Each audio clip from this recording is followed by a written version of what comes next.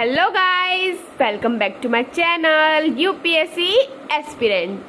आप सब कैसे हैं? आई होप सब अच्छे होंगे, अच्छे से अपना पढ़ रहे होंगे और अपना 100% दे रहे होंगे।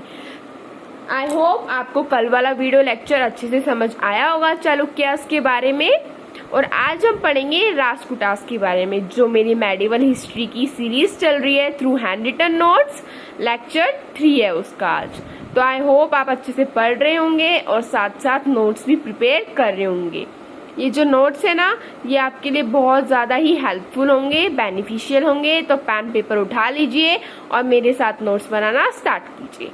आइए अब हम पढ़ते हैं राष्ट्रकूटास के बारे में। ये कौन थे, इनके रूलर्स कौन थे, इनका एडमिनिस्ट्रेशन कैसा था, सोसाइटी कैसी थी, इन सब के बारे में हम आज पढ़ेंगे। तो चलिए चलते हैं, पेन पेपर फटाफट से उठा लीजिए। दे वर फ्यूड्यूटरीज ऑफ चालुक्यास ऑफ बादामी।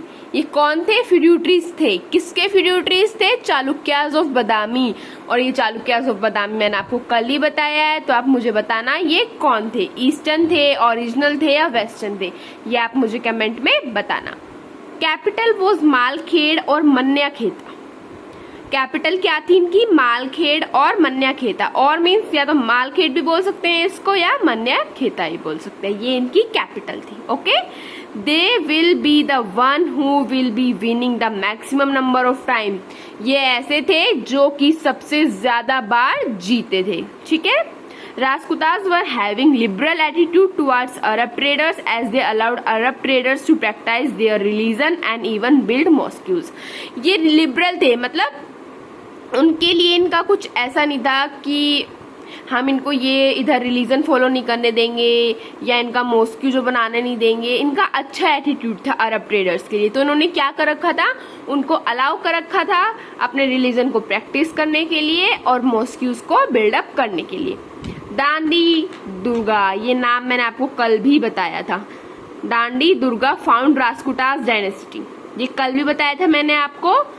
दांडी दुर्गा ने फाइंड करी थी कौन सी dynasty? Rashtrakutas. And he took title of Maharaja Dhiraj. ठीक है गाइज, ये आपको अच्छी तरह रिमेम्बर करना है, याद रखना है। महाराजा धीरज किसने टाइटल लिया था? दांडी दुर्गा ने। Arab trader visited Rashtrakutas for trade and spread of Islam. इनका पर्पस क्या था डायनेस्टी में आने का, इस टाइम पीरियड में आने का? ताकि ये ट्रेड कर सके और जो इस्लाम है, जो इनका खुद का रिलीजन है, उसको ज्यादा से ज्यादा स्प्रेड कर सके। आई होप आपको इतना जो इंट्रो पार्ट होगा इसका क्लियर होगा। चलिए अब हम चलते हैं इनके रूलर्स की तरफ। पहला था कृष्ण वन। कृष्ण वन ने क्या किया था? Build Kailasa temple at Ellora. Kailashnath जो टेम्पल है, कैलाशा टेम्पल है, वो बनवाया गया था। किसने बनवाया था? कृष्णा वन ने। कहाँ बनवाया था? एलोरा में। Remember, it is the UNESCO world heritage site. और ये क्या है? इसको यूनेस्को वर्ल्ड हेरिटेज साइट का दर्जा दे दिया गया है। ठीक है, ये भी आपको रिमेम्बर रखना है, याद रखना है। Largest monolithic rock cut temple of the world. और ये क्या है? सबसे बड़ा मोनोलिथिक रॉक कट टेम्पल है पूरी दुनिया का, पूरे विश्व का। मोनोलिथिक मतलब रॉक मतलब टेम्पल होता है जो टेम्पल खाली एक ही पत्थर से बना हो, एक ही पत्थर को काट काट के बनाया हो। तो ये टेम्पल वही है। Monolithic rock cut temple means होता ही यही है, एक बड़ी सी चट्टान से बनाया गया हो। ठीक है, मोनो मीन्स वन। अब आते हैं नेक्स्ट ध्रुव पे। After Krishna next important king was Dhruv. Krishna के बाद किसके बारे में पढ़ेंगे हम? ध्रुव के बारे में। He was the first to take part in tripartite. Tripartite कल बताया था ना, कन्नौज ट्रायंगल में मैंने आपको बताया था, उसको हम ट्रिपटाइट स्ट्रगल भी बोलते हैं। तो ये पहला ऐसा व्यक्ति था जिसने उसमें पार्ट लिया था। And he defeated both. इसने किस किस को हराया था? पालास और प्रतिहारास को। और एक और कौन थे इसके साथ? ये तो खुद ही थे, राष्ट्रकूटास। तीन के बीच में लड़ाई थी। इन पालास में किसको हराया था? धर्मपाला को। और प्रतिहारास में किसको हराया था? नागाभट्ट को। ठीक है, इसमें इतना ही है। आई होप आप कृष्णा और ध्रुव के बारे में अब जान चुके होंगे। अब पढ़ेंगे हम गोविंदा 3 के बारे में। Victories over north Indian kingdoms.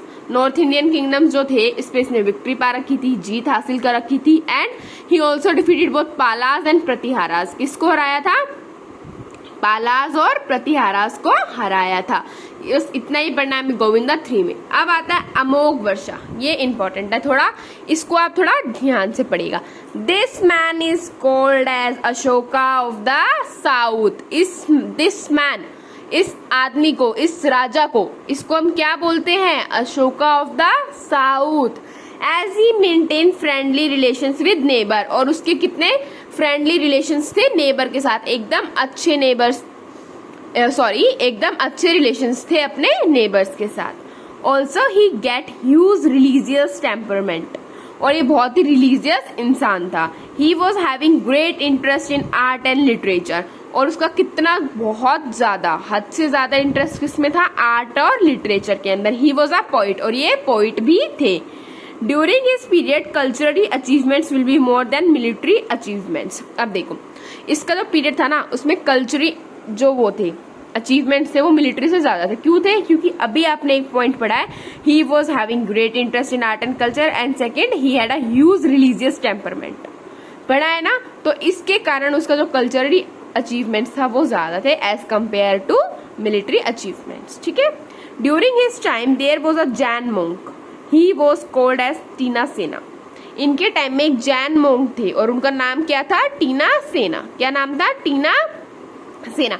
टीना सेना was mentor of Ashok. Mentor मतलब क्या होता है? टीचर, आपके गुरु, जो भी आपको कुछ पढ़ाते हैं, सिखाते हैं, समझाते हैं। तो जो अशोका के मेंटर थे वो कौन थे? टीना सेना। And this man wrote a book आदि पुराना, और जो टीना सेना, जो जैन मोंक थे, उन्होंने कौन सी बुक लिखी थी? आदि पुराना। देखिए जितनी भी बुक्स है ना, ये आपको याद रखनी है, क्योंकि ये पूछते हैं डायरेक्ट क्वेश्चंस, मैचअप वाले जो क्वेश्चंस आते हैं प्री में, उनमें ये पूछा जाता है, तो आपको ये सब याद रखना है।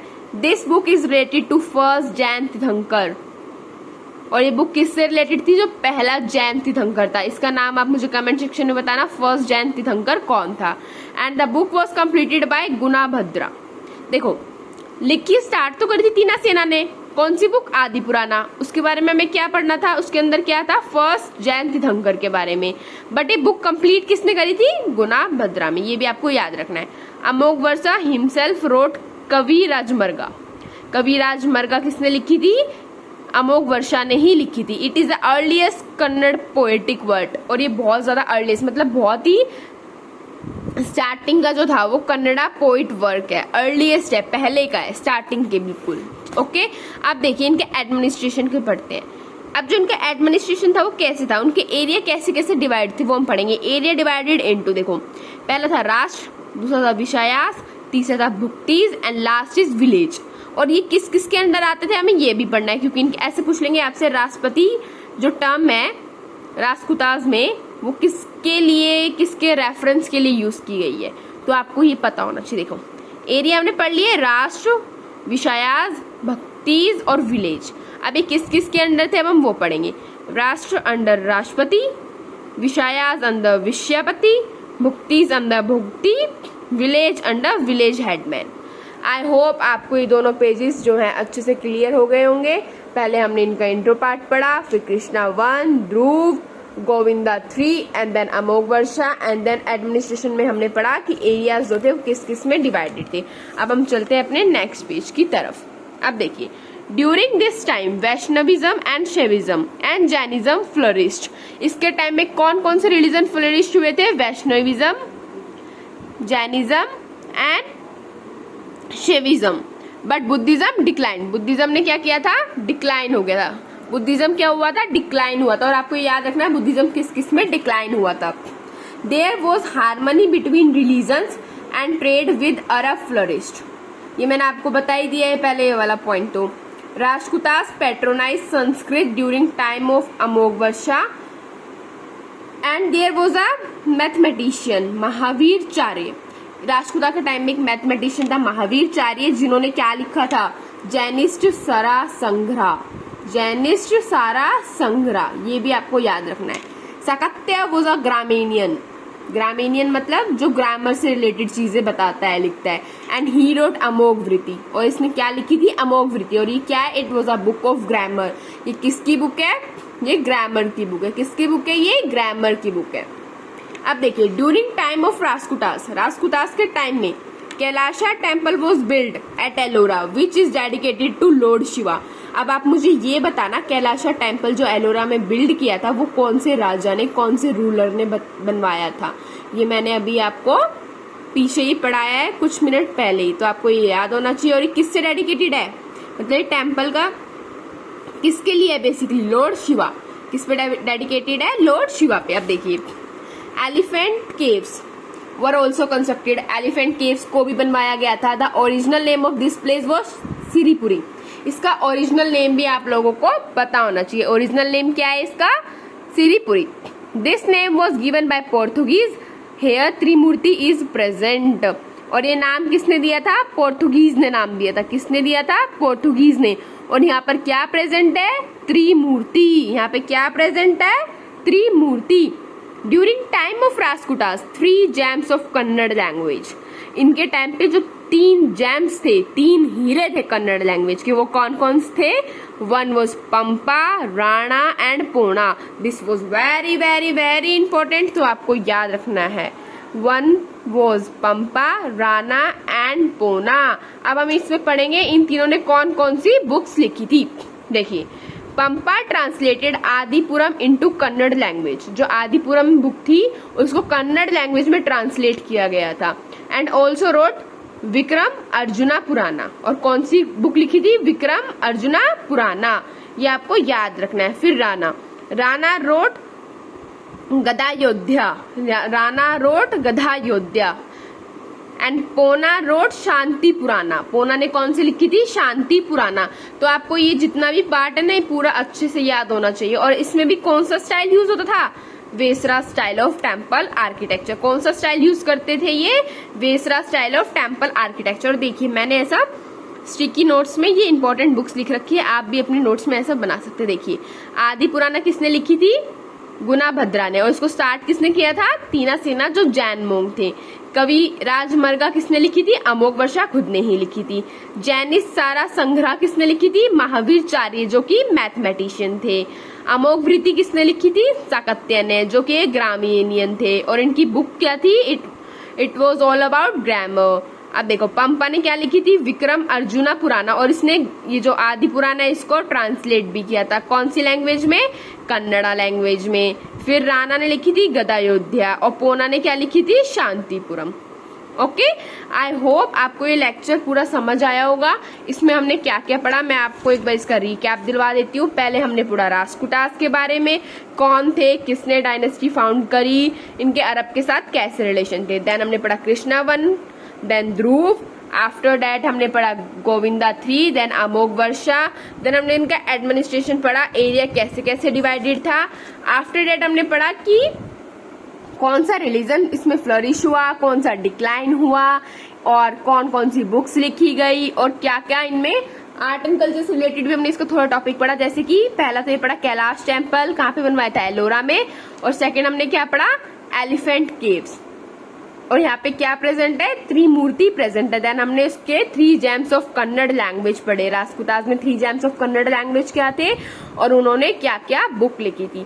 सो गाइज, आज के लिए हम इतना ही पढ़ेंगे। आज का लेक्चर सिर्फ रास्कुटास के बारे में था। आई होप आपको ये सब अच्छे से समझ आया होगा, आपको सारी चीजें क्लैरिटी मिल गई होगी। और ये नोट्स आपके लिए बहुत ही हेल्पफुल है। अगर आपने नोट्स बनाए हैं तो बहुत अच्छा, नहीं बनाए तो आप बना लीजिएगा। कल हम पढ़ेंगे पालास के बारे में, ये हमारा कल का टॉपिक रहेगा। आज का जो टॉपिक था वो हमने कवर कर लिया है। आई होप आपने वीडियो को एंजॉय किया होगा। Thank you guys, bye bye, have a good day, take care.